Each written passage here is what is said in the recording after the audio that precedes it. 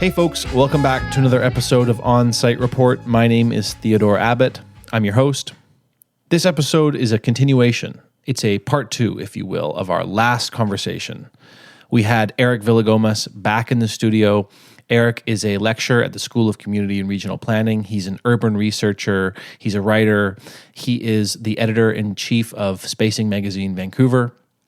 If you like context, go back and listen to that episode first and then listen to this one. If you don't care about context, then continue on.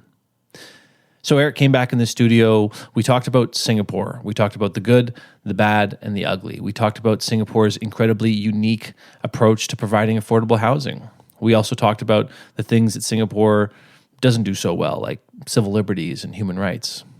It's a bizarre place, and Erick Villagomez, hot off of a trip to Singapore, did a great job of unpacking it for us.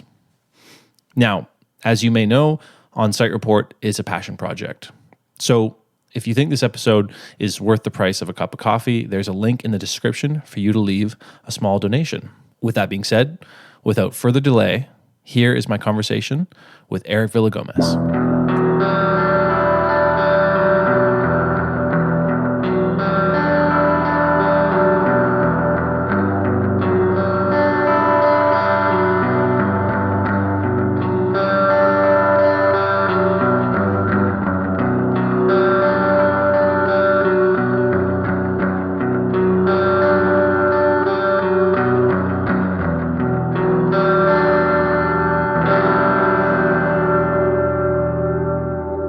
Here we are, back with Erick Villagomez in the studio.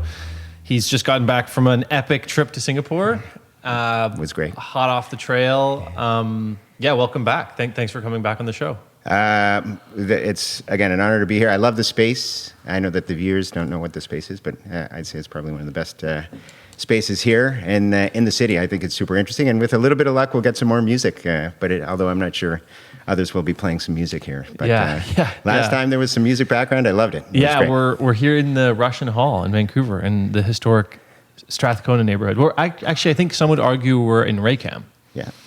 Strathcona is across the street. Yeah. I think that we are technically in a neighborhood called Raycam that is often not referred to as a neighborhood. But Raycam has been striving for its sovereignty, neighborhood sovereignty for quite a while. Yeah. So shout out Raycam. We're in the Russian Hall. It's lovely to be able to record in this studio. You're going to tell us the good, the bad, and the ugly of Singapore. I'm sure, or maybe just the good, maybe just the bad. That's right. Well, it's funny, and there are going to be a few caveats right off the bat, but they all got mixed into one. There was no kind of general separation between all of them. There were nuances, gray zones between the good, the bad, and the ugly, and I'm sure we're going to get into that. But before I do, it's something very important that I think there are a few things that are actually quite important. One thing is just a little bit of context in terms of the why I went there, why I was there. So I go along with a co-organizer, a great person by the name of Devin Harlos. We kind of developed this idea of an urban planning field school that we could take planning professionals to different places to not only interact with one another, but to interact with one another in a different space and understand, speaking directly to certain people within the profession in these different cities, and to ask them directly what these questions are. So I think it's important to contextualize this with the fact that we are visitors. We're, to all these places, including Singapore. And that comes with its pros and its cons, benefits and not. So our position is that we're coming as kind of Westerners. We're trying to learn. We're open-minded. And we're trying to get something that we can bring back. That's really what, when I introduce it to the registrants. And there's usually a little preamble that happens here. This year it happened with two native Singaporeans, Louisa May Koo, who works for the city of Maple Ridge, and SFU's Joanne Liao, who recently wrote a book called Counter Cartographies. Each one wound up getting different sides. So Louisa May wound up doing a great job with contextualizing where it was at, its kind of history, particularly from its independence in 1965. And Joanne wound up doing an excellent job of how there is subtle forms of kind of dissent in terms of, particularly with respect to the arts, and how that played itself out within this kind of very top-down organization, right? So that's kind of the general context there in terms of what that's about. And then there's a specific context, and I'm going to throw this. I'm throwing this. This is unexpected. So listeners, you don't know what what's going on here. You don't know what's happening here. I don't know. I just arrived today. There's a piece of paper. There's a piece of paper, and I'm holding it right now, and it's folded in half.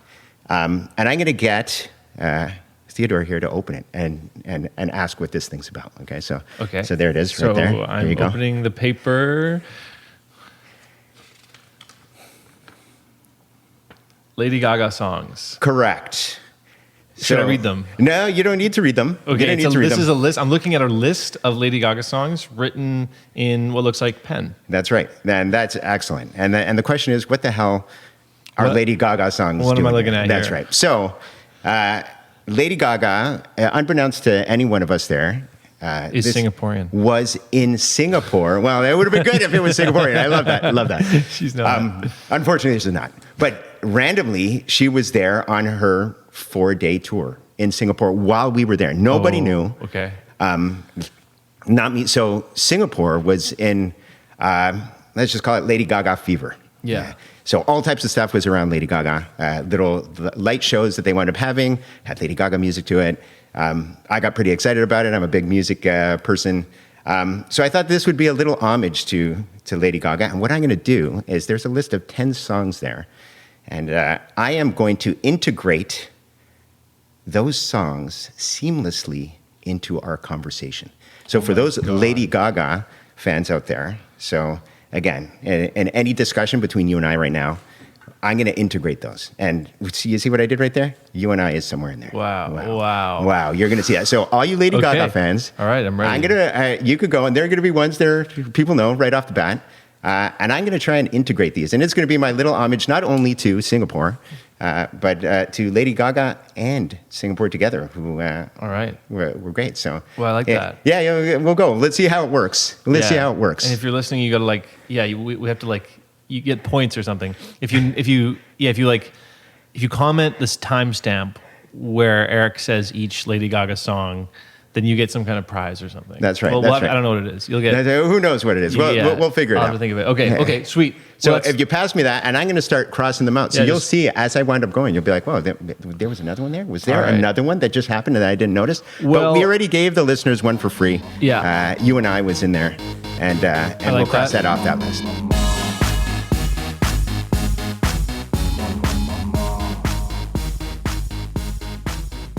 Okay, does Lady Gaga, here's my question to you, does Lady Gaga have a song called State-Controlled Real Estate Market? I think that's on her next album. Yeah. Mayhem 2. She's writing it after traveling to Singapore. That's right. Because she was so inspired. What does that mean? What does state-controlled real estate market mean?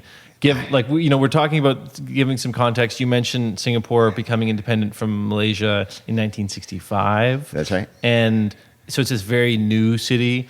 I think that it's a city that is has a lot of confusion, and probably people don't really know a lot about it. Yeah. But one of the most outstanding and remarkable things about this city-state is that it has a state-controlled real estate market. So talk a bit about that. Yes. And this is going to require a little bit of back and forth in terms of course, again, context, what the context is. So the Singapore, its history goes at least about 700 years ago.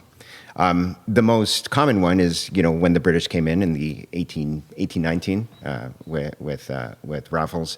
And then, of course, the big, quote unquote, the big one is the independence one in 65. Now, I'm going to do my best, as I'm talking here, I'm going to do my best to avoid the acronym. There are like a million acronyms that happen there, HDB, URA, all these different acronyms that come in. And I'm going to try and just simplify them, and I'm just going to use kind of generic terms to the best of my ability. Okay. Each one is organized by the city. It's a political system. And I think what's important is that since 1965 specifically, but one could go back, it's been I'd say almost a perpetual state of crisis for some reason or another. if you know its history. It's an incredible history. And the 65 was kind of a big moment because arguably it was its biggest political crisis and its most documented. And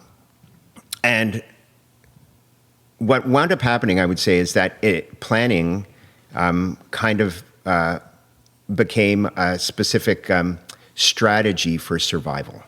Okay, so planning, I would argue, is a strategy for survival there, and how they wind up constructing it goes across the board, right? As you wind up going and you wind up understanding these different kind of pieces, this becomes an important thing. Okay, so I want everyone to understand it, that planning as a survival strategy, and that what rolls out of that is a full systemic change that happens effectively from the top down. And it's not shallow by any stretch of the imagination. It runs deep, right? Mm-hmm. It runs deep. So what we wind up having there, and I'm going to highlight two key things that are very, very important. One is that the education system itself is critical to understanding it. And the question is why? Why would the education system matter here? Because everything kind of falls out of this education system that they developed in the 70s, early 70s, mid 70s, that focused on this idea of streaming.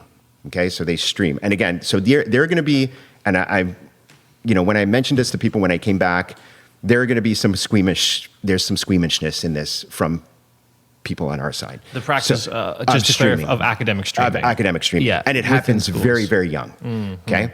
And they have 3 streams, and it recently got kind of disbanded at the secondary school level, but it happened at the elementary school level. I'm not sure if it still exists down there, but it's very young. And what winds up happening is that they stream people into different categories. Okay, the lowest one kind of being normal, than what they called normal at the time. Again, they might have changed names all the way through, but only the upper echelon. Okay, the upper echelon, let's call it the top 1% that they kind of called special or whatever their label was, were fit to go into civil service and governance. And this, as an idea, is an important thing. I've written about and I've talked about to others many times about this idea of a certain degree of urban literacy that's required from government officials. There, it's baked into the system. Right, so these people, and they're if you go back into if you go into campaigns and stuff, it was some of the campaign people running for office they were arguing academic credentials. That was part of their campaign, their platforms. Like I got this and on this test, and where again unfathomable here, right? Where sometimes, as we know frequently, that some people have absolutely no understanding of urban systems or any education in the urban at all, and they're still kind of making these decisions. So the real estate system and how they went about it, which is through land acquisition, was based on that idea. So you have, let's just say, for lack of a better term, and again, I have to tread lightly here, and apologies to those who will take offense to some of the things that I'm saying, simply because it's so complex and it's so good, bad, again, ugly, who knows, that they wound up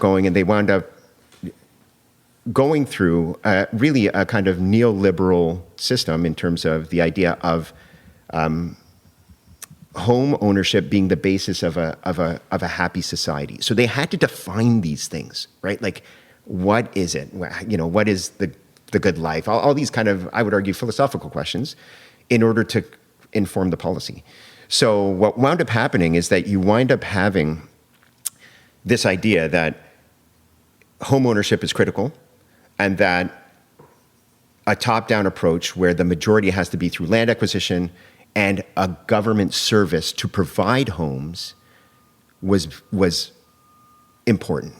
That it couldn't, again, be, there's kind of like a mistrust of the free market system. And you'll see, I'll talk hopefully more about how that rolls out. Like here we have a bad romance with right? You know, we have bad Bing, romance. bing. Bing. There you go. That's number 3. I've already said one. I've already said 2. So with capitalism, right? We have this kind of crazy relationship with it. There, they've always kind of held it at bay. And one of the ways was through this land acquisition. So they wind up going and they own the vast majority of land there. Vast majority. Yeah, you know, it was weird when we tried to get an actual figure, because they kept on saying, you know, roughly about, you know, 70, 80%. But what we wound up finding out as we talked to people is that even the people who own their land, it's still technically leased land for the state. So, you know, I was going back and forth. So were some of the other residents, like, okay, so you have kind of, you know, 80% of the land, you own it, but then you have these that are also owned by others, but that's also leased land, kind of.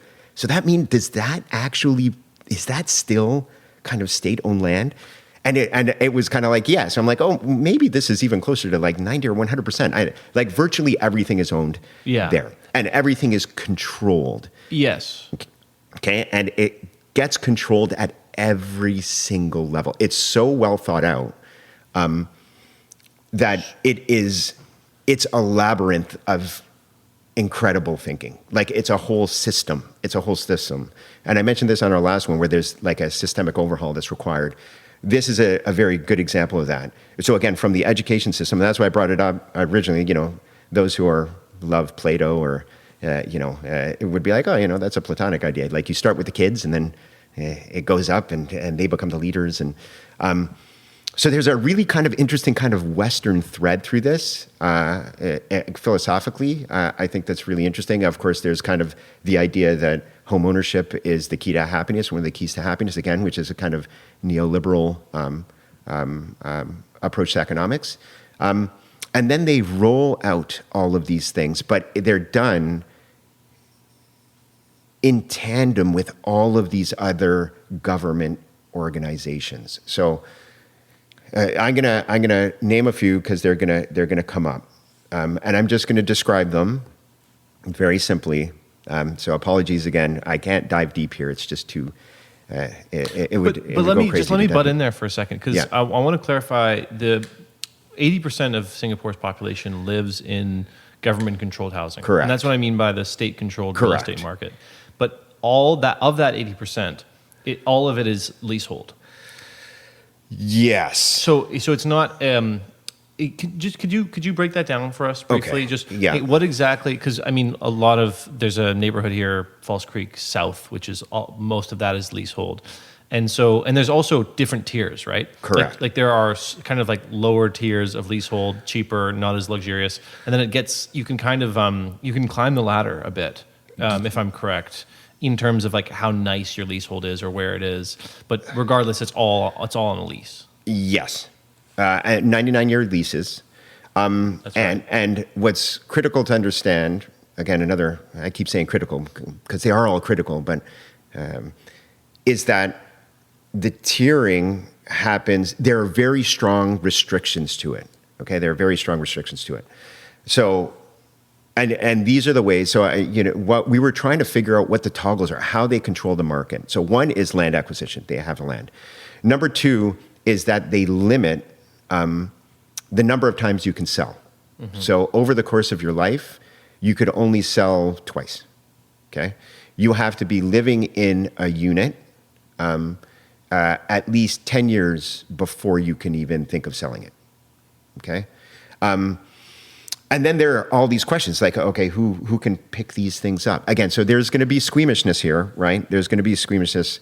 I know it's highly restricted around like if you're a Singapore like a permanent resident, or like because they sort of discourage against like landed residents versus like Singaporean citizens, like That's sort of right. like what they would call the old stock. That's right. Like it's much more privileged towards those people. They prioritize that group, and then if you're like a temporary worker, you're like fucked. Like you don't even like, it's like no rights. Yeah. Can't get into housing. You have to live in the private, like basically dormitories. That's right. Okay. Yeah. So that's one of the restrictions they have on That's it. right. So I'm going to go through the restrictions, and there are going to be a million reasons here why you'll go and people will get squeamish. Okay. So But the way we have to contextualize this. So again, let's keep our minds open, and then we can discuss kind of the good, the bad, and the ugly if they even do exist. And I'm squeamish already because like I mean, I'm always squeamish, especially with streaming, like the education side. I think academic streaming can be done right and it can be done wrong, but it's often done wrong.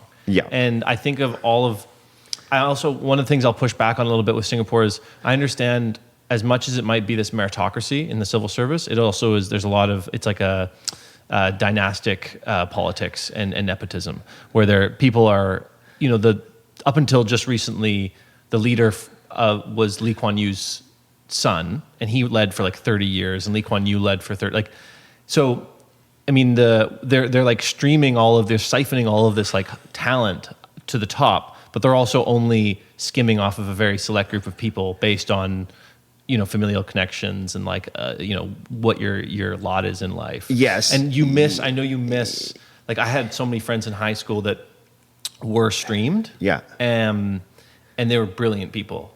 And like, I know people who are like laying turf now. Yeah. When they could have been, if they just had a different, if they, they didn't fit into the cookie cutter. Yeah. And unfortunately, the education system acted upon them in a very violent way. Yeah.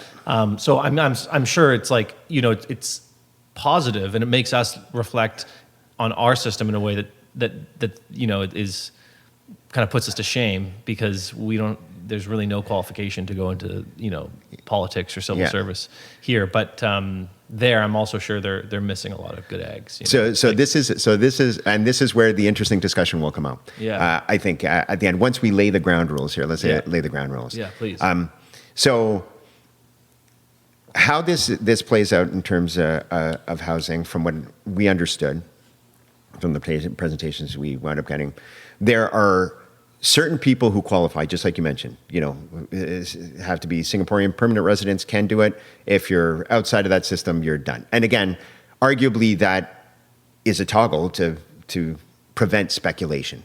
Yeah. Now, who can do it? So again, you might get squeamish, is couples can do it. Okay, so they're called HDB flats. Those flats have, let's just call them by space. A 3-bedroom, or it's not even a bedroom, a 3-room, 2-room, 1-room. Couples of the opposite sex. So that's not right. same-sex couples. Correct. So it's heteronormative couples. Now, if you're single, you can't until you're after 35. That's right. Okay, until after 35. So again, that already, when we wound up mentioning it, there was a little bit of, the registrants like, a little bit of uneasiness there. Yeah, a bit of a knee jerk. That's right. Because why 35? Why not? What happens when you're single at 35? And why heteronormative? Why should that make a difference? And again, it's beyond the scope of describing within there. Maybe it's a whole other podcast of breaking that down. But these are the rules. They wind up going, they have this. It's on a lottery system. Okay. Mm-hmm. Now, so if you qualify, you're put into a lottery system, and so you don't get to choose your neighborhood. They just say, we have a spot for you, and it's there, wherever there is. The only exception is if you have a parent. And then they will try to put you near that parent. So there's no guarantees, but they will try. So again, it prevents it's a double-edged sword all the time. So it prevents things like going into the wealthy neighborhood, because there are no really different neighborhoods-ish. But it also prevents certain enclaves that can provide richness. So, if you look at a lot of, let's just say, Little Argentina in Toronto, and those ethnicities go and they co-opt that and they change the neighborhood into their, culture. There's magic in that, right? There's magic in that. So you have this kind of weird, always where I understand the good, and it's like, oh, but it's kind of bad too. And so it's always this kind of going back and forth, toggling all the time. And I found myself doing that a lot, where it was like, whoa, that's great. But it's like, I don't know. What do you lose in that? A lot of questions around that. So you have that governance structure. They go, it's lottery, you have to follow their norm. What's really interesting is that they have a system, a funding system, again called the Central Provident Fund. That's not unlike our RRSP. So it's kind of like an amped up version of the RRSP. Everyone pays into it, and people use that towards their homes, their flats, for the HDB. And here I am using acronyms for the housing provider, Housing Development Board.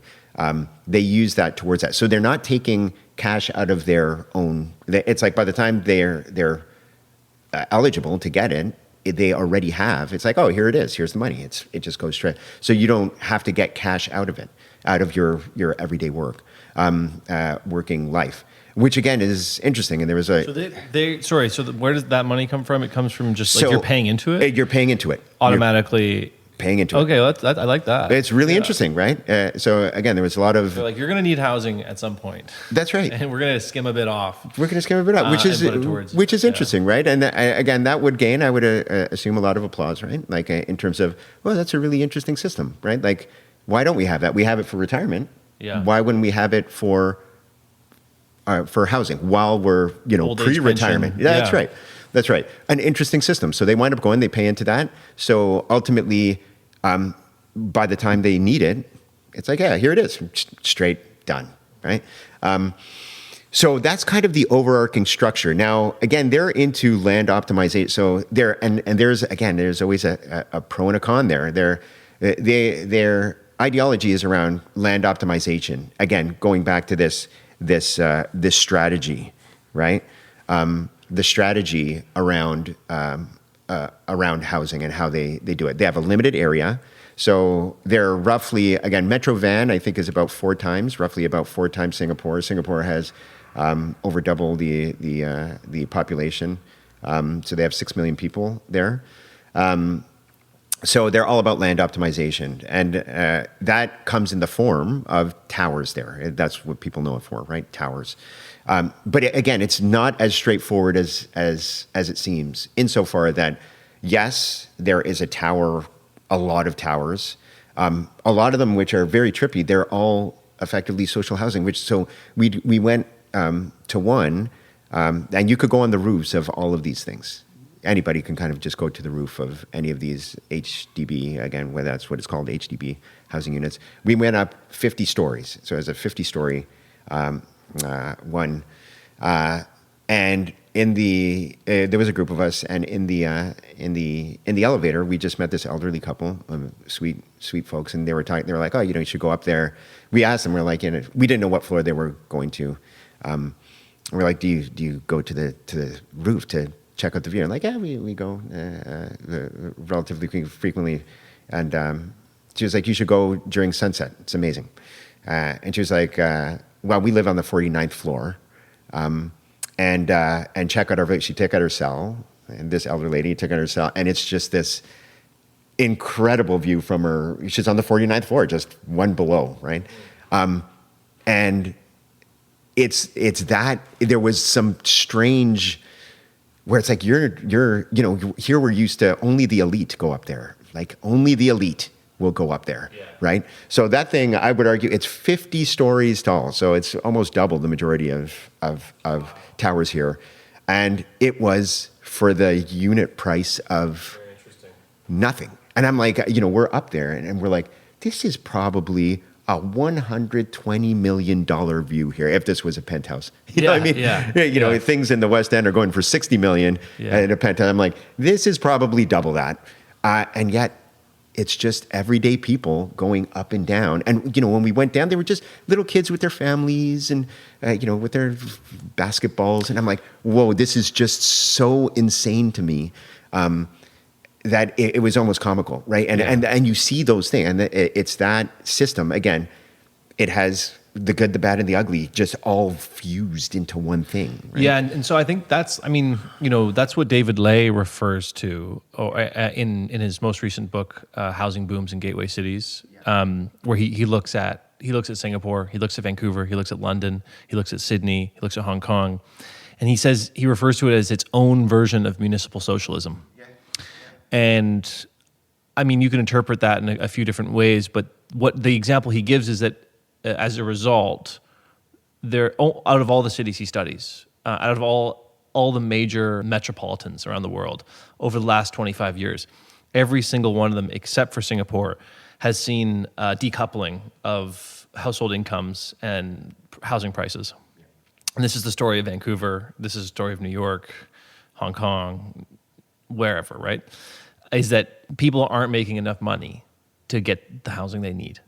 And there's just been this massive gaping, crevice in between what they're making and what they can, what the price of the house is. But Singapore is the one exception.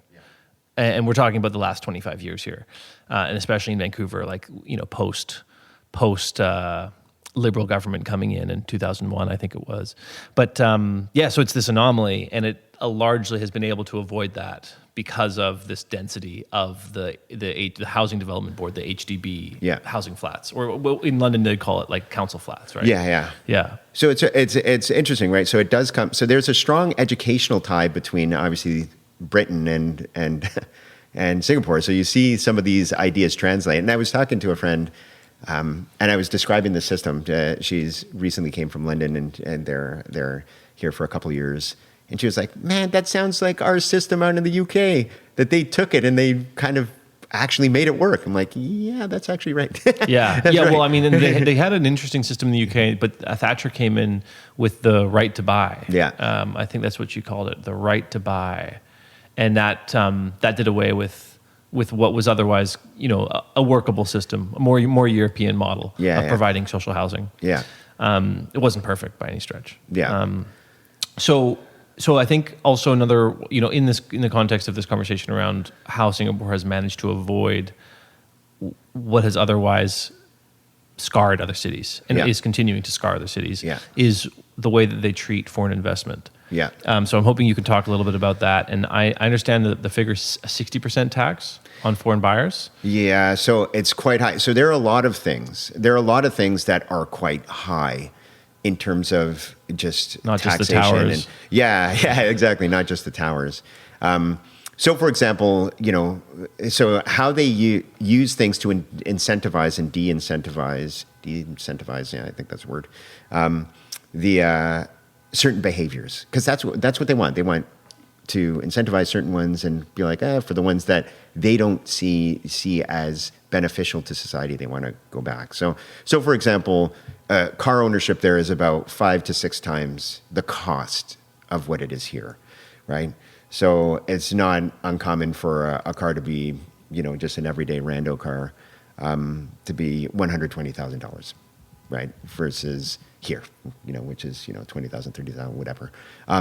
And again, the impacts are immediate. You go there isn't a lot of traffic. Like even when we were walking all over the place, we went through different parts of the city, never really much traffic. They have these, I would argue their infrastructure is just way overdone. It seems like streets are overly wide. And there was just never any traffic. But, on the downside, some might consider the downside, alcohol is super crazy expensive too. I think one of our folks who came with us tried to kind of order a vodka cran or something. It was like $25. And she was like, "What? There's no way." But again, it's like, okay, actually, we don't want people to drink and be rowdy here. And, there's this kind of, it's this back and forth where you didn't see that much rowdiness there. And again, someone might be like, well, that's kind of flat. And we were constantly kind of chatting with the people who lived there, who we were talking to.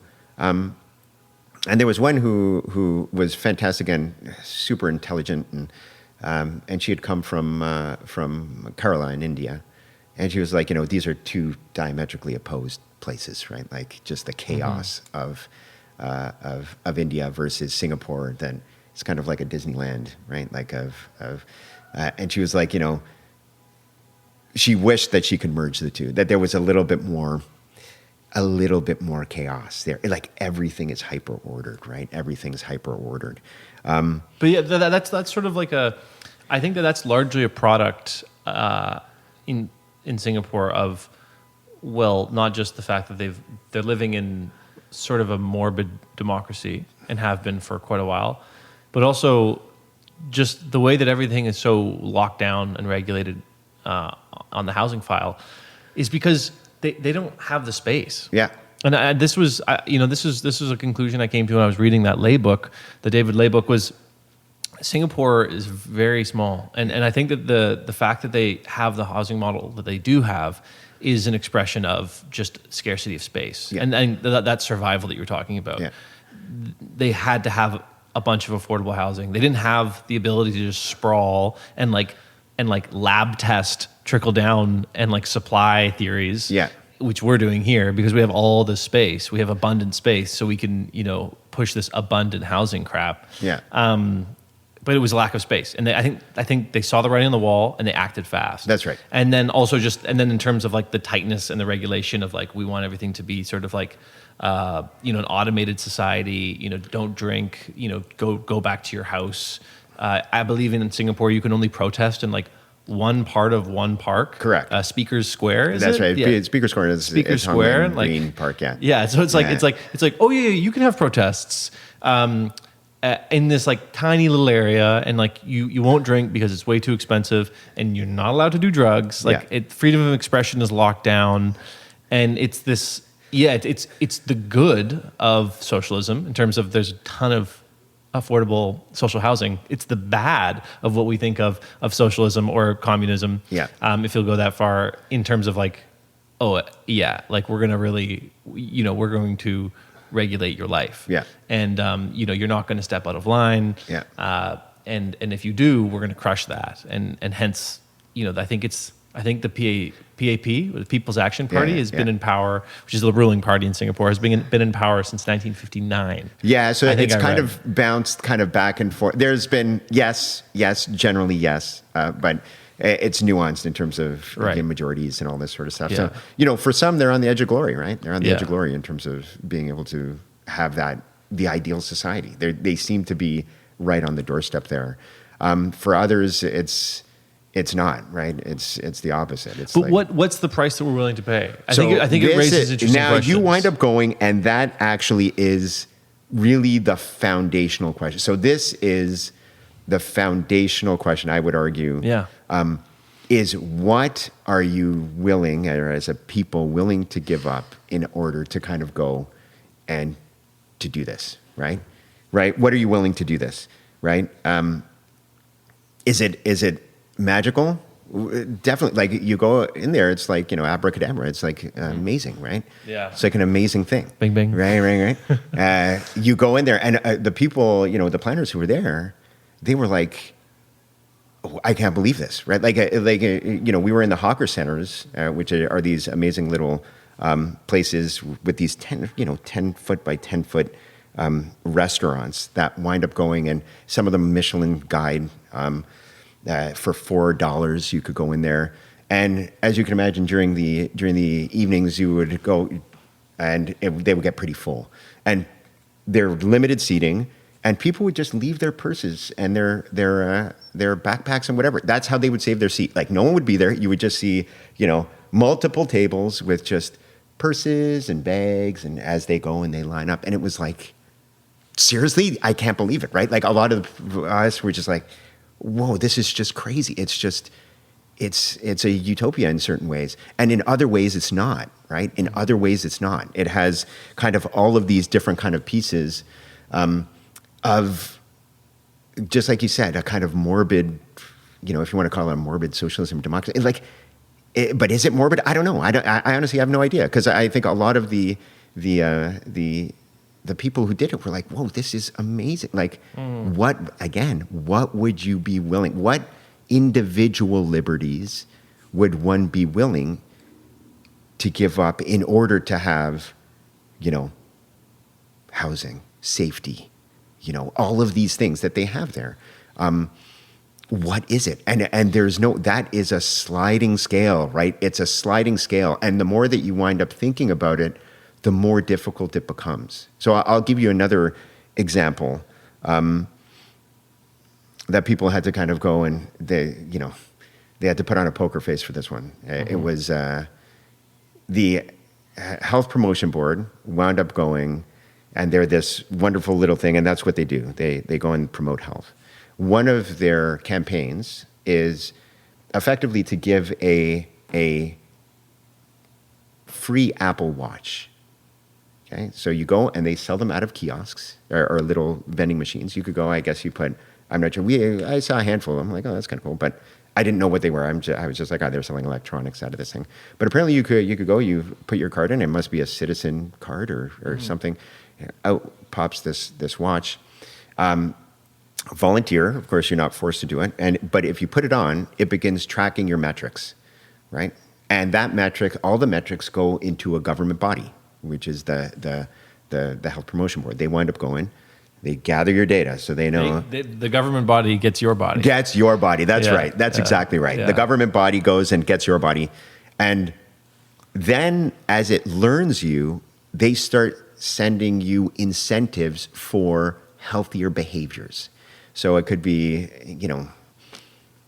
$10 off your fruits and veggies next time you go to grocery stores, right? Like, and you could tell, like, when they were describing this, it was interesting because I was looking back at who was there and you could see the squeamish. It's like, really? Like, and, some of them were like, even outright, we're like, we're not comfortable with this. Like, we're not comfortable with this as an idea that the government would get your data, right?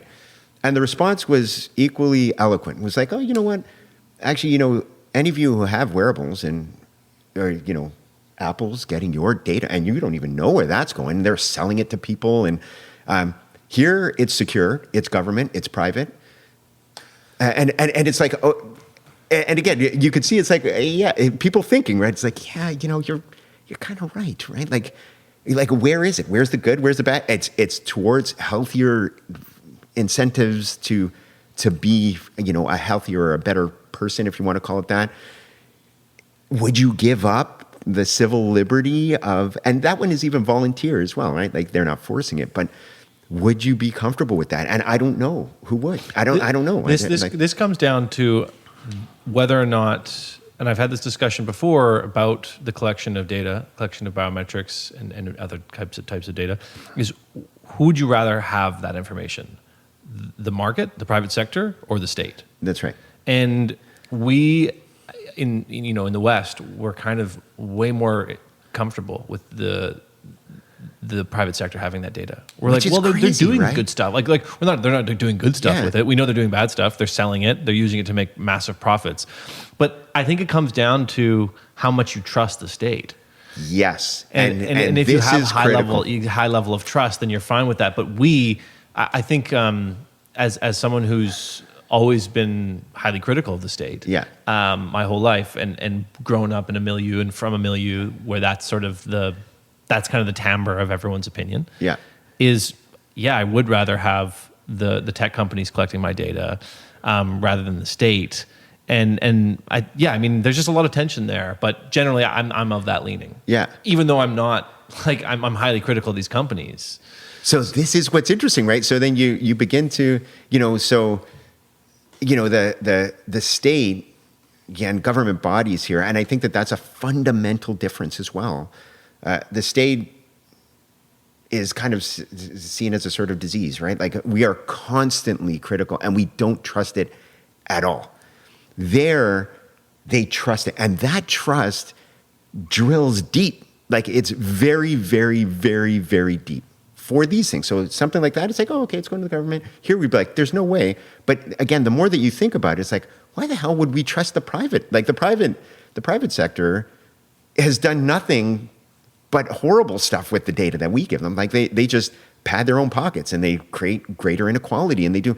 Why would we trust? But it's because we don't see the data as, we see the data as a commodity. As a commodity. And that's what commodities are for That's trading. Right. And so it's completely, it's depersonalized. That's right. We don't see it as like an affront to we don't see it as a figment of surveillance capitalism, which it is, and sort of an infringement on, our right to privacy or whatever, our likeness, the likeness of our face and our figure or whatever. We just see it as it turns into a commodity, and commodities are free game. That's right. And that's kind of how we've been socialized. You're like, if you can commodify this thing, then it's your God-given right to trade it. That's right. But when the state has it, well, that's now a little bit more clandestine. That's more occluded, and I don't know what they're doing because they're not transparent, and they're collecting it. And what makes a state I think you can easily say, is having a monopoly on the exertion of power and control. That's right. And so if the state has your information, your data, the more of it that they have, then the only assumption is, well, they're not selling it, they're not trading it, they're not, their incentive is not profit. Correct. Their incentive must be control. That's right. Their incentive must be control over me. And I think that's why we have that natural inclination to, to trust the tech company, or not trust the tech company, but to be more, somehow just more comfortable with it. Just more comfortable. Even though the tech companies now their game is no longer just commerce and profit. Right. It is, their game is now profit or control and power. Control and power. And what's really interesting is they have these things, and they can wind up going, and they can make a distinct comparison. So this is where the trust began, I would argue, with that mode of crisis and the decision-making of these very intelligent people, right? Along the way, since all of these crises have come and gone, right? So they could look across the water, for example, at Johor, and be like, whoa, this is probably what we would have been like if we didn't have these people making these decision-making processes.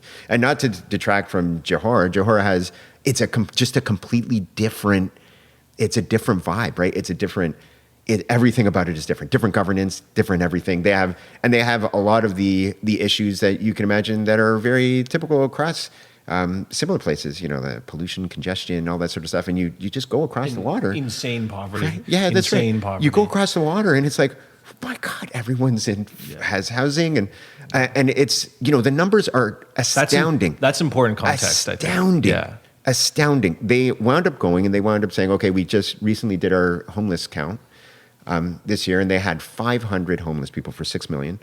And it's not because these people don't have homes, right? It's because of other variables that are attached to all the specifics of the home. So again, I wound up saying initially, the initial heterosexual couple, 2 minimum. But what happens if you don't like each other at the end of the day? You want a divorce, or you want to do whatever. Then it becomes very difficult, because if you're single, you can't get an HU. So it's not like, hey, partner, I'm going to move out and get my own flat. It's kind of like, well, actually, I can't get my own flat, right? Yeah. And there are these kind of systemic pinch points. And then some of them just are like, oh, I'm just going to go sleep on the streets. Right? It's crazy hot there. So climate isn't an issue for not sleeping out there. So I think that there are those things that, again, that you see bad parts of the system, but you see very good parts. Again, good part is that, my goodness, in 5 million, 6 million people, only 500 are homeless, and all of them, however many, still have home. Like, whoa, it's just, these numbers are insane. Like they were saying, some of the figures were just astounding. And then you go back to what would you give up for that? Like, what if individual liberties would you give up for that? What's the population of Vancouver? So Metro Van is roughly 2 million. No, but Vancouver proper. Yeah, what is it? 600? 600,000? Yeah. Around 600, maybe 700,000? Yeah. And we have 3,000 homeless people? That's right. On the street? So funny. That's a bad ratio. Yeah, it was a bad ratio. I did actually the comparison.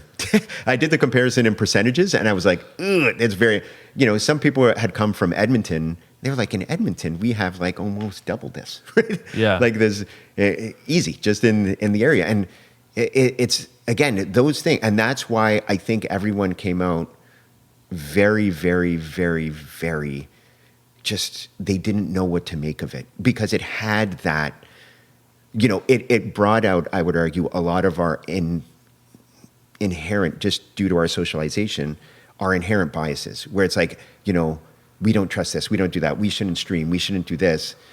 And all of the things that we hear here, they're like, we shouldn't. And you go there and it's like, whoa, they did do it, and look at what kind of resulted out of it. And there is this, again, very strange moments between everybody, I would say, where there were those moments of like, squeamish, clenching fists, like, oh, and then the more you think about it, and as you're walking it, like I can't underestimate that experience, right? Like as you're walking it, it's just like, whoa, whoa. right? It's an amazing feat that's been done.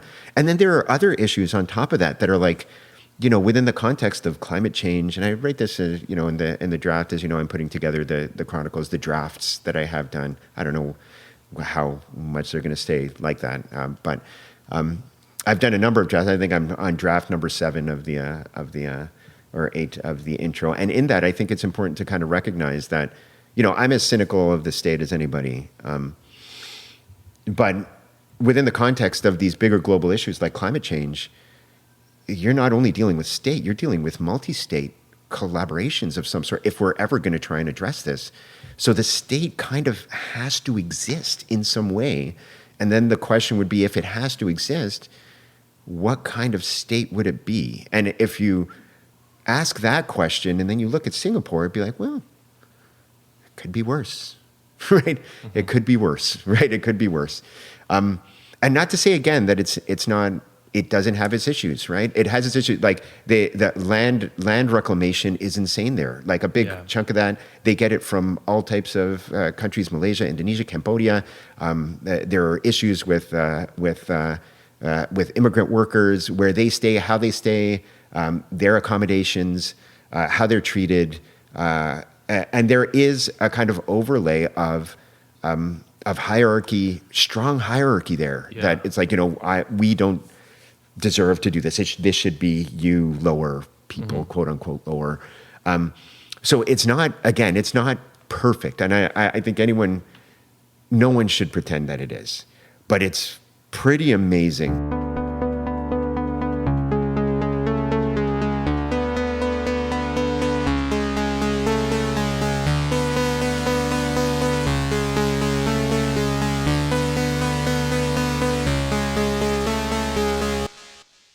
On the topic of the bad in Singapore, there is a long list.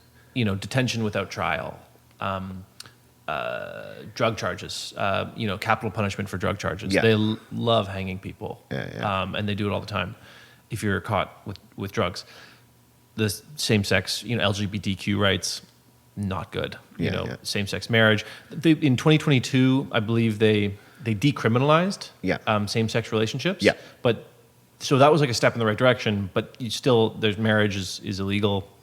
They don't recognize it. Yeah. And then just the general suppression of media. Yeah. Suppression of the press and the sedation. They have certain sedation acts and laws around publishing newspapers. It's really hard to start a newspaper. Yeah. And so if you're saying anything that dissents or anything that goes contrary to the dominant narrative, correct. Very, very hard to do. Correct. So these are all things that we see as tenets of a Western free democracy. Yeah. Even though Western civilization is built on a pretty flimsy idea of freedom in the first place. Yeah. But still, we can't ignore, we can't throw the baby out with the bathwater. All because they have a perfect housing model. Yeah. And nor should we. Like we absolutely should not just be like, oh, you know what? We're gonna let's just turn away from all of these great ideas about civil freedoms and human rights because we have such a fucking bad housing situation. Yeah.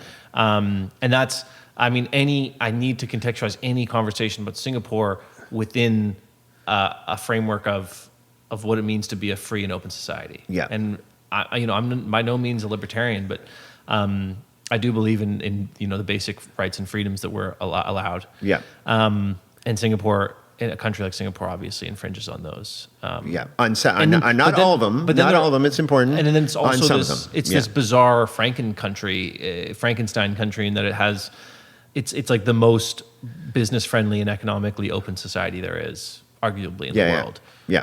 But then they lock it down when it comes to housing. Yeah. Absolute regulation on housing and a few other things. Yeah.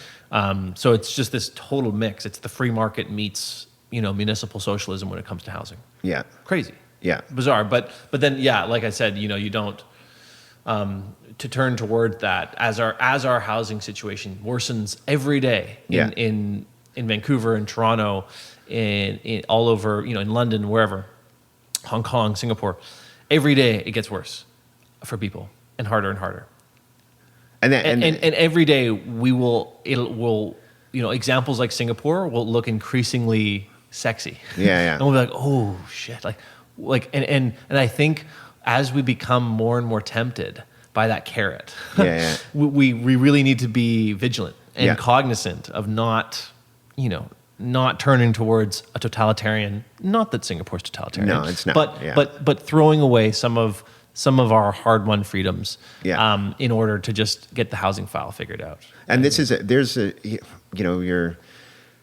you've hit along on so many things that I think are important there. And I think you're right. I think it's again, we have to kind of define what those are. I think these are important questions again.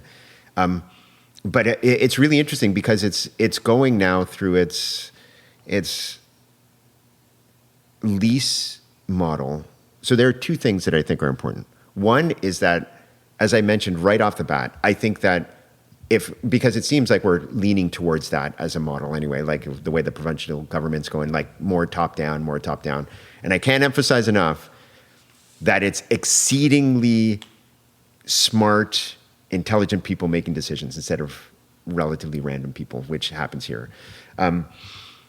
Number two, I think it's critical to understand that the housing thing within there, it's also an experiment. And it's showing very strange or different behaviors that are kind of being foreseen already because you have such an elite folk working there, but haven't been necessarily resolved. So it winds up going houses and housing flats, once they're purchased, they become owned. And once they're owned, they can be sold limited times, but then they can take on market rates. But because of the lease model, that is affecting things as well. Because now some of the older ones are getting closer, like, hey, actually that lease, it's past the middle point. So they're getting devalued, as you can imagine, right? Like as you're getting close to 99 years, it's kind of like, I don't want to buy this thing, right? I don't want to buy this thing. So that they're trying to figure out. They're trying to figure out what's going on. And there's also some inherent discrepancies within the system. So again, I'm trying to balance all these things up. Good, bad, ugly, whatever, however you want to describe all of them. I think they're all just, again, a ball that they have ethnic percentages for each estate, like for each building. Certain ethnicities can get this many flats across the board. Now, each one, as you wind up going across, you could only sell to the same ethnicity. The biggest one, of course, is the Chinese. They're the biggest population. So they typically have the biggest pool within any particular building in terms of the percentage breakdown. But as you get lower and lower, all the way down to other, so the other category, there's a smaller pool. So it's, X number of percent, but you can't sell that to someone from a different ethnicity in the other percentages. So it creates an inherent discrepancy already as well. So there's also a built-in kind of inequality, put it that way, right? Because all of a sudden you're selling to a limited pool, so therefore it takes longer, or you get less, or whatever it is that comes out. And it's these things again that they haven't quite figured out. Like they're dealing with it and they're evolving. And I don't think that there's a strong answer to that. I don't even think there's a strong answer. I question one of the folks from the Housing Development Board, and I was like, I appreciate the idea of land optimization, 100%. But I'm like, how do you wind up weighting this idea of carbon emissions relative to a building type that is the most polluting on the planet? Like, how do you resolve that? And there was no straightforward answer. It was like, we see land optimization as kind of the pinnacle. Rightfully so, because they have such limited land. They've got such limited land. But on the other hand, it's like, okay, well, if you're building all these towers, you're putting some very strong emissions onto the planet. That is burning the planet, clearly. And how do you resolve that? And it was like, So there are some, again, things that aren't resolved. It's not a perfect system. It's a very interesting system, but it's not a perfect system. Yeah, I mean, obviously, lots of towers, that as a building form that I think there's better alternatives to. Not perfect, but Let me ask you this. In Singapore, is there gentrification? So not that was blatantly evident by any stretch of the imagination. There is displacement, and there's a long history of displacement there. They've gotten much better about it. Again, they have evolved. At the beginning, when the original housing estates wound up going in, it was just like, oh, get the heck out of here. And there's still that history there, and there's still that the feeling among some of the folks who are still around that they hold a lot of resentment towards the government. And I should say that what's really interesting is that in the 70s, their model was decentralization, which I think, again, as a form, I think that is worth looking at. We talked about this a little bit last time we discussed about this idea of centralization, decentralization models. But decentralization, they were and hyper aggressive about it, and they still are. It's like they wind up going and they wanted to get people out of the center, which again alleviates traffic and all these different types of things. And they effectively just have a multi-centered city-state all over the place. All of them come, if you want to call it TODs or whatever. I think again, it's just the way that things are and have always been before we labeled it, and until we went into some crazy modern planning. But even now, everything is compact within these different places, and it comes with everything. It comes with retail and and it's all thought out. Here are the scales of commerce. They have 3 different scales. Right? This is where this lives. This is where that lives. This is where this lives, and within the city. Within the city, and within each within state, each district, little town, if you want to call it town, or whatever. Right. They wind up going, and it's all of these incredibly crazy, wonderful, insane. Nodes, and now they've evolved to have an ecological layer to it, and biking, and it's been really, really interesting to kind of go in to see that.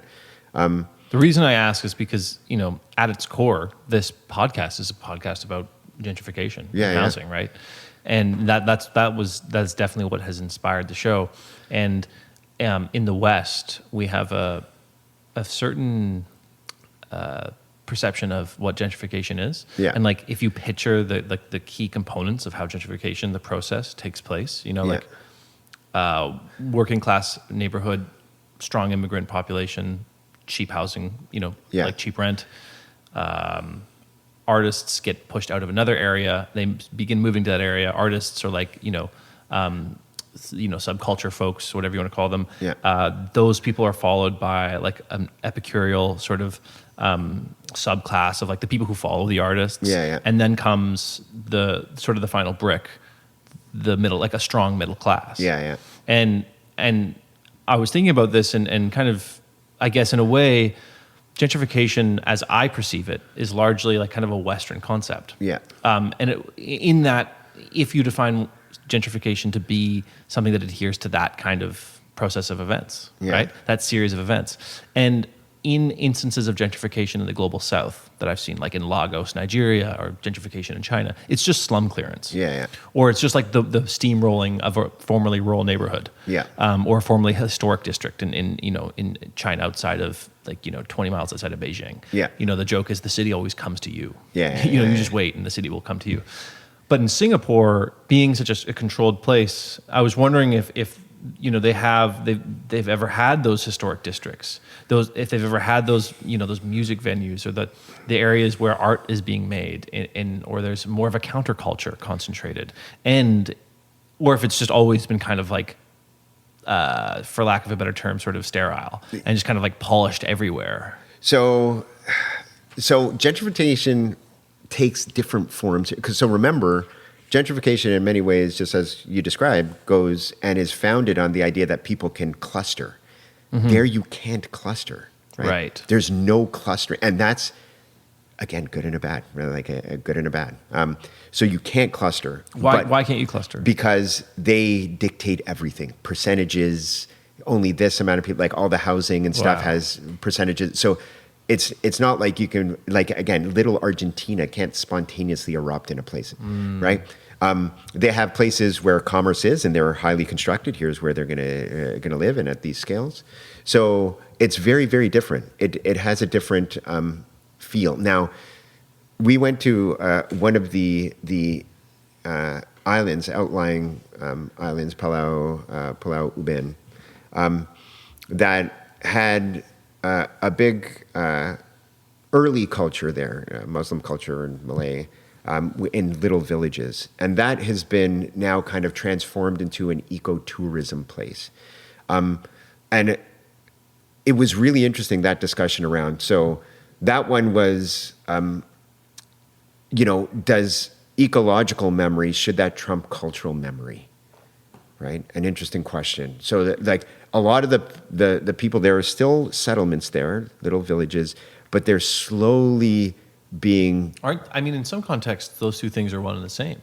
To a certain degree, but in this context, they're not, right? Because the demands of the village are very different than the demands of ecology. So for example, our tour guide was describing that typically all of the land would be cleared here because of just for protection, prevent animals from getting into homes, et cetera, et cetera, et cetera. But the subtlety is that, so here's a subtlety. Subtlety is the government's like, actually, you can't clear land here. You have to bring the forest closer to these homes. And then when that happens, it's like, well, these homes then can't function the way they did before. So then people are like, we can no longer kind of live here. But the narrative from the state is that we're bringing it back to its kind of initial ecological state, which again, people would be like, yeah, thumbs up. On the other hand, it's kind of like, well, you're also simultaneously erasing a culture that was there. And again, the question is, which one trumps which one? Yeah. Right? How does erasure, what do you erase? Why do you erase it? So even when we were telling locals there, we were like, oh, we're going to Pulau Ubin. And they're like, oh, you're going to go ride your bike? Because you enter in and it's all bike riding. You can ride and you can see monkeys and you can see all this amazing stuff there. And we're like, no, we're not. We're getting a kind of urban planning tour. And they're like, well, urban planning tour. And so a lot of people don't necessarily even know, locals don't even know the culture that was there and the original settlers there and what they did and what currently exists. People even there use it as an ecotourism thing from the main island off, and they'll go ride their bikes and then kind of come back. And again, it's that there's that question. The question again is like, okay, ecology. Everyone's like, yeah, ecology. On the other hand, it's like culture. Yeah, what do you do with these one? What happens when they're both competing?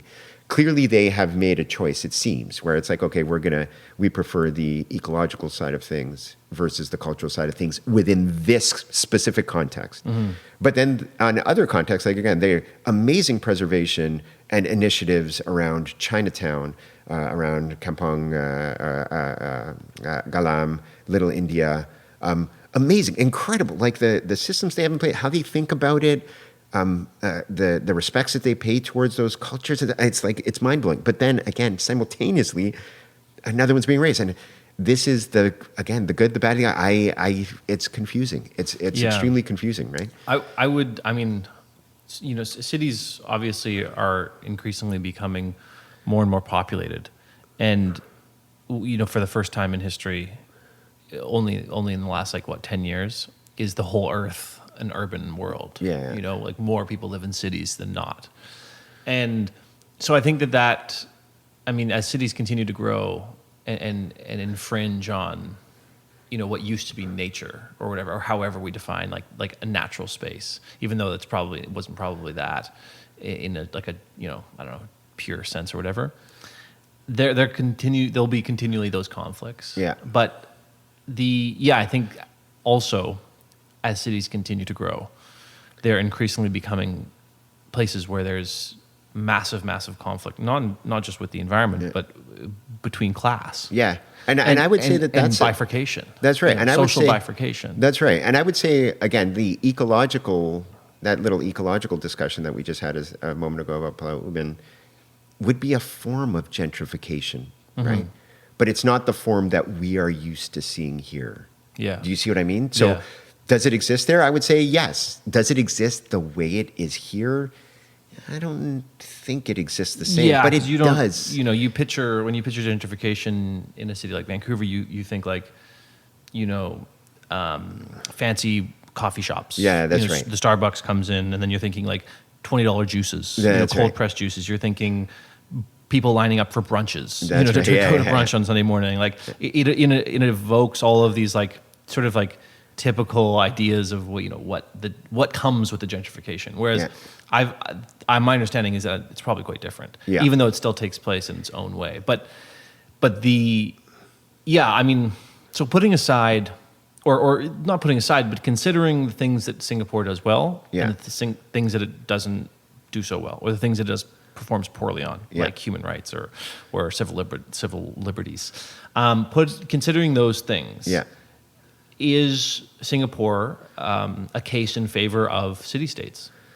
Is Singapore an example for us to think about the establishment of city-states as possibly, and I say this in the context of my bit about cities increasingly growing and just being more prominent, in a world that is increasingly urbanizing. The city-state model, looking to the future, is it something to think about? That's a great, and that's a tough question. But I would say we have to. Like, I think that we have to, because again, I think that a lot of the issues that we are now dealing with are global in nature. And I don't know of a model that somehow would bypass some sort of city-state or state organization to be able to communicate around the globe, right?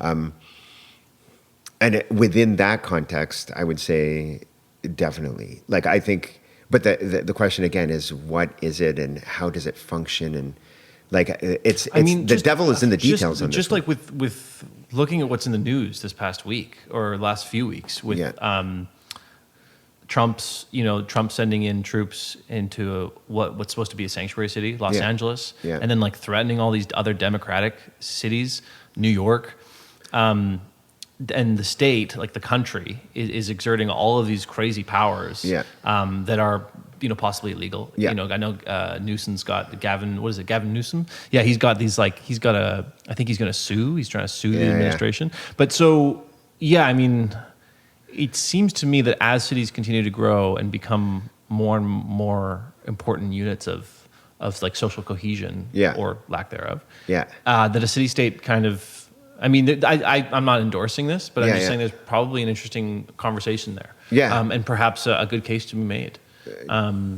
Definitely. Yeah. Definitely. I think it's an important discussion. I think it has to happen. I think that there has to be that discussion.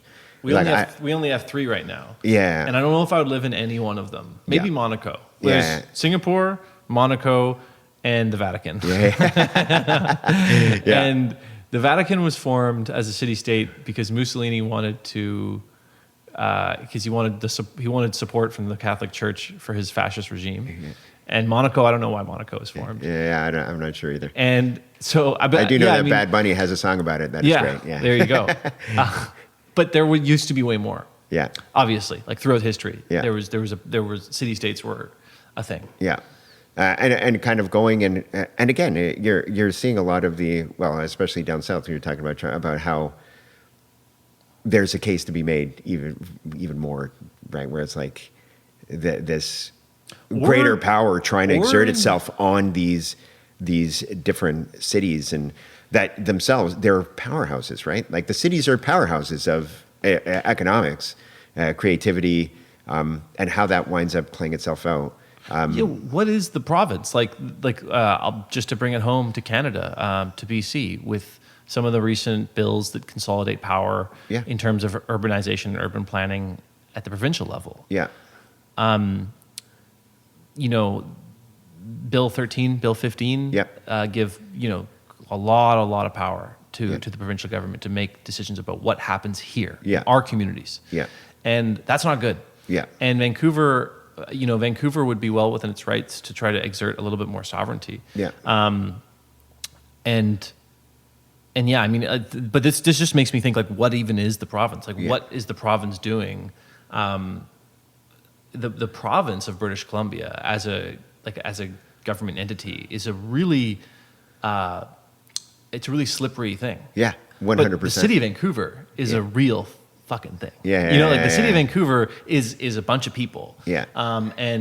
And obviously the province is, it has a border and it is a bunch of people, but it's a bunch of communities. Yeah. It's a bunch of villages. Yeah. But Vancouver, is a unit. Yeah. As much as it is also just a bunch of neighborhoods. Yeah. But anyways, I mean. Yeah, those are, I think, critical questions, right? Yeah. Critical questions in terms of what it is and how it functions, what its role should be. I'm not advocating. I'm not advocating for the Vancouver separatists. I'm just, I think there's not just down south in the United States, but also up here in BC. I agree. And then also in Toronto, in Ontario, Yeah. with some of the anti-homelessness bills that the Ford government has passed recently. Yeah. Which takes. And I know that the city of Toronto is not happy about it. A lot of homelessness advocates aren't happy about it. So anyways, I mean, there's just, it's, within the background of what's happening, I think there's a conversation there about what is the city state? What is the city state and how does it work? What are its pros? What are its cons? How big is it? How small is it? Yeah. I think for me, for those who know me, for me, it's all about the discussion. I don't know why we avoid discussions, right? Like we're just like, we shouldn't talk. Where it's like, actually, we have to. Like I think we do ourselves a disservice by not talking about it. If we decide, look, we don't like city states, great, fine, but that should happen after a discussion, after it's informed. It's like, okay, and that there are places like this, like places, even if you do the trio over there, right? Vatican City, Monaco, Singapore.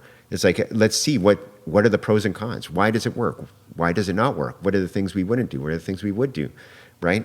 Again, increasingly, we're a global community in that way. And I think that's where, how do you stitch all those things together? How do you throw a skewer through, the street, the neighborhood, the region, the city, the province?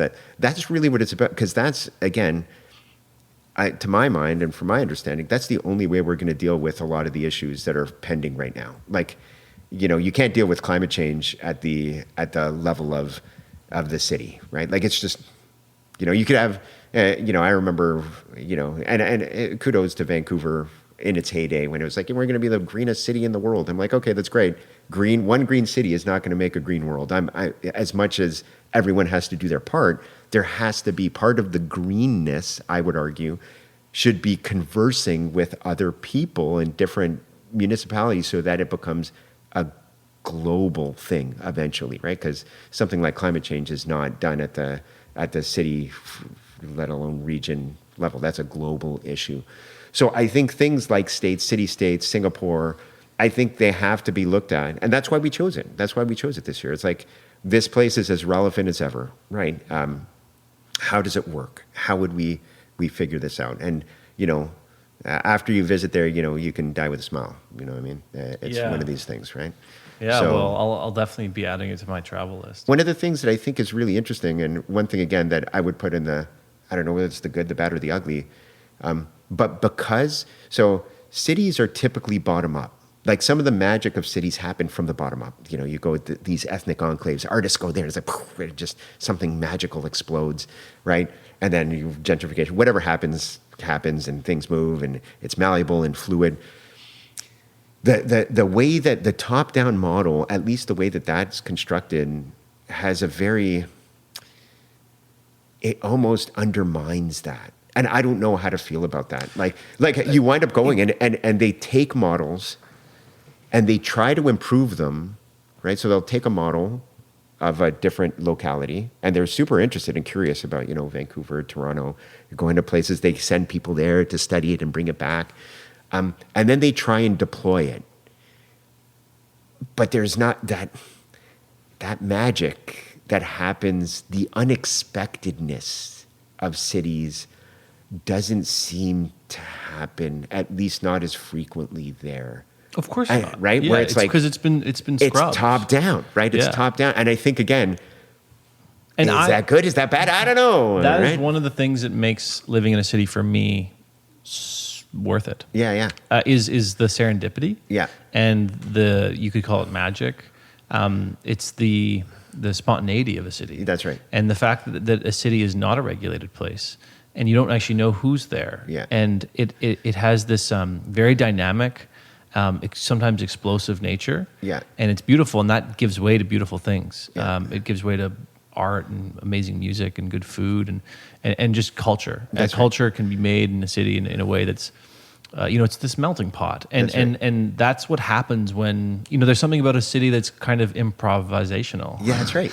And that's what happens when you have kind of you back off and you don't regulate everything. Yeah. But if you're constantly controlling everything, so the balance that we need to arrive at with creating our society, with creating our ideal, our utopia, is how do you maintain the magic of a city, those factors of a city that make it so great and so worth living in, while also providing for people. That's right. In a way that is empathetic and also free. And I was thinking about this, a lot of the people who the people in Vancouver who are have the greatest need for housing right now, those 3,000 homeless people on the street who are, top of the list of people who need that housing, like yesterday. A lot of those people, not all of them, but a lot of them are drug users as a result of, living in poverty, a lot of them self-medicating.